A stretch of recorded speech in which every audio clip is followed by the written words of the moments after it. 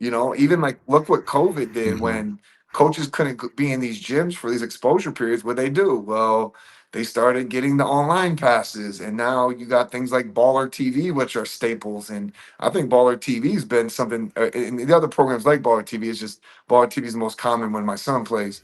Um, are great resources Hmm. because now kids have a way to clip their film, send their film. If a coach goes, well, let me find out some more full games on this kid. You can dig into there, find the kid on there, as long as they've been at events where Baller TV is. And I think that's huge because also to look at the progression, part of the reason I was able to put so many of our kids on those girls teams like Stephanie Ruiz was on in college is I went and took Hudl. I had Hudl when I was coaching at Castle Hills Christian School, right? I was OD for being a small Christian school, but we had Hudl.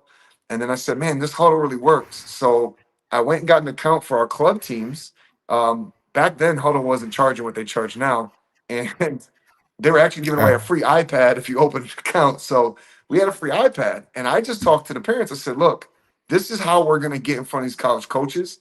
I need, sign up volunteer wise, but everybody's going to film a game. And then we'd film the games. It would go up on Hudl. The kids would be able to chop up their highlights. And then we would push it and email out any film that we thought was necessary to whatever schools.